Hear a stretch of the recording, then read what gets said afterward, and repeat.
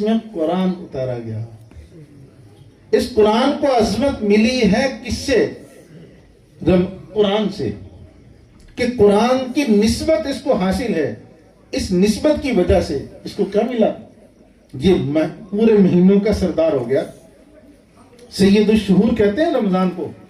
11 مہینے اس کے غلام اور یہ ان کا باس اور سردار. سرداری کیوں ملی؟ اس کو صرف یہ نسبت مل گئی کہ قرآن اس مہینے میں اترا. تو اس رمضان کو قرآن کی نسبت سے، تو اگر ہم اپنی نسبت قرآن سے جوڑ لیں تو کیا مرتبے مل سکتے ہیں. رمضان کو یہی نسبت، اس نے پڑھا تو نہیں اس کو، اس نے سمجھا تو نہیں اس کو، اس نے عمل تو نہیں کیا. اتنی نسبت کے اس مہینے میں اترا تو اس کا مرتبہ یہ ہو گیا کہ عام مہینے میں ایک نیکی 10 سے اور اس میں ایک نیکی 70 سے کنورٹ ہوتی ہے. اتنا اونچا مرتبہ مقام ہو گیا. اور عام مہینے میں نفل، اس مہینے میں نفل فرضوں کا درجہ پا جاتے ہیں. کس وجہ سے؟ کہ قرآن اس مہینے میں اترا.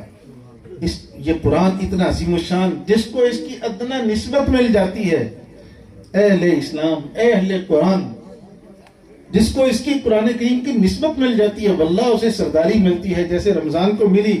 اور پھر اسی قرآن کریم میں وہ سورہ بھی ہے کہ جس کے بارے میں اللہ تعالیٰ نے کیا فرمایا کہ وہ رات جس میں قرآن اترا، اس کی شان میں اللہ نے پوری سورہ اتار دی، سورۃ القدر. انا انزلناہ فی لیلۃ القدر وما ادراک ما لیلۃ القدر. لیلۃ القدر میں اتارا. اللہ تعالیٰ خطاب کر رہے، میں نہیں کہہ رہا. ارے نہ قدرو، تمہیں کیا پتا اس لیلۃ القدر کا؟ پھر اس کا مقام بتایا، لیلۃ القدر خیر من الف شہر. جس رات میں قرآن اترا، جس رات کو یہ نسبت ملی کہ قرآن اترا، اس کا مرتبہ و مقام کیا ہوا کہ وہ 1000 مہینے کی عبادت سے بھی خیر، کہیں بہتر ہے. 1000 مہینے کی عبادت ایک طرف اور اس ایک رات میں کی جانے والی عبادت ایک طرف. 1000 مہینہ کتنا ہوتا ہے؟ ڈیوائڈ کریں 12 پہ. 83 سال کچھ مہینے حضرت شیخ نے لکھا فضائل اعمال میں. 83 سال 4 ماہ ڈیوائڈ کر لیں گے، خود ہی آ جائے گا. 83 سال 4 مہینے بنتے ہیں 1000 مہینے کے. اور اللہ فرما رہے ہیں کہ خیر من الف شہر، اس سے بھی بہت بہتر. اے اللہ کتنا؟ 10 گنا، 70 گنا، 700 گنا یا اس سے زیادہ. اس کی حد نہیں بیان ہوئی. ایک رات کی عبادت، سادہ لفظوں میں عرض کیا کرتا ہوں کہ یہ ایک رات لیلۃ القدر کی، وہ ہماری ساری زندگی سے زیادہ قیمتی رات ہے. ہماری ساری زندگی ایک طرف اور وہ ایک رات ایک طرف. اس لیے کہ آقا کریم صلی اللہ علیہ وسلم نے ارشاد فرمایا کہ اس امت کی جو عمریں ہیں ما بین 60 و 70، 60 سے 70 سال کے درمیان ہے. اور اسی میں جا رہے ہیں. یہ پرانے سفید ریش بزرگوں کی بات کر رہا ہوں. ابھی جو میرے ایج فیلو ہوں گے، جو باقی نوجوان ہیں، یہ 50 سے اوپر جانے والے نہیں ہیں، اس سے پہلے ہی اللہ کے پاس جا رہے ہیں. منصوبے تو بہت لمبے چوڑے ہیں، لیکن ہم دن رات اپنے چھوٹوں کو بھیج نہیں رہے. ہارٹ اٹیک ہوا، سویا اٹھا ہی نہیں، بیٹھا تھا تو اٹھا ہی نہیں، لیٹا تھا تو اٹھا ہی نہیں. یہ تو پہلے لوگوں کی باتیں ہیں. اس وقت تو جو چل رہی ہے وہ تو 50 سے 60 سال کے بیچ آ گئی. تو لیکن چلو 70 سال کی ہماری عمر ہو گئی، 80 سال کی ہو گئی، لیکن یہ تو ایک رات 83 سال سے بھی کہیں زیادہ کہ اس ایک رات میں عبادت کر لو. 83 سال سے زیادہ عبادت دوسری طرف کرتے رہو. اگر کسی کو 80 سال کی زندگی مل جائے تو کیا وہ ساری کی ساری زندگی 80 سال عبادت میں گزر سکتی ہے؟ پہلے تو کیا آتا ہے؟ بچپن آتا ہے، اس میں تو مکلف ہی نہیں ہے. پھر جنون کا زمانہ آتا ہے، نادانی کا.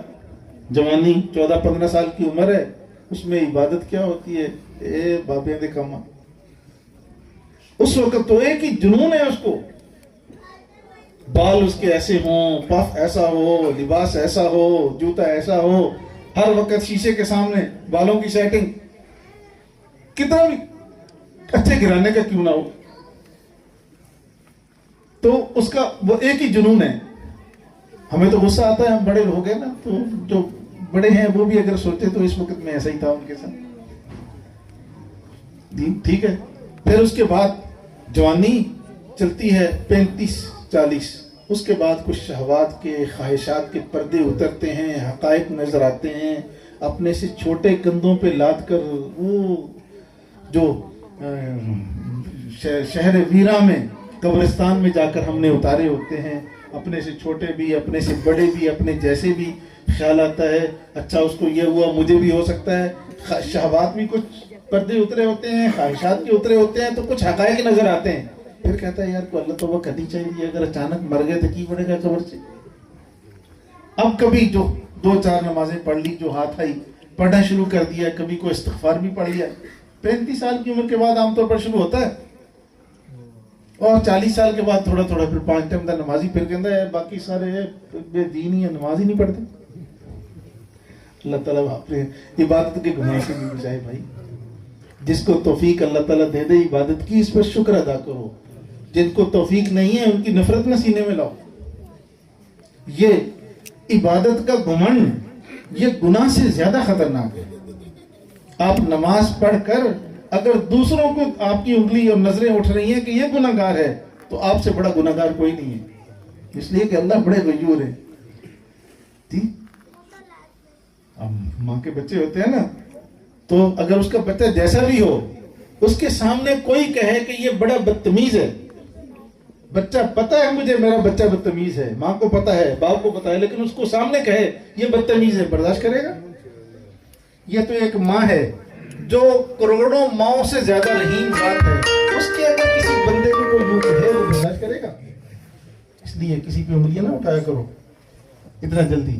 آج یہ طوفان آ گیا بدتمیزی کا, بے ادبی کا. کوئی پتہ نہیں ہے مرتبہ کسی کا, چھوٹے کا, بڑے کا, جو زبان میں آیا بکتا چاہ رہا ہے, نہ حق کو حق سمجھ کر, حق کو نہ حق سمجھ کر. تو وہ اتنا شتر بے مہار نہیں ہونا چاہیے انسان کو. اور ہر ایک پر اتنی بدگمانی, کوئی دلیل نہیں, بہتان, الزام, یہ ہمارے معاشرے کا حصہ ہے, ہر گھر کا حصہ ہے, ہر گلی کا یہ مسئلہ ہے. وہ یہ کہتا ہے یہ دوسرا, بس وہ دوسرے کی برائیاں نظر میں. تو ہمارے یہ جو گزرے تھے نا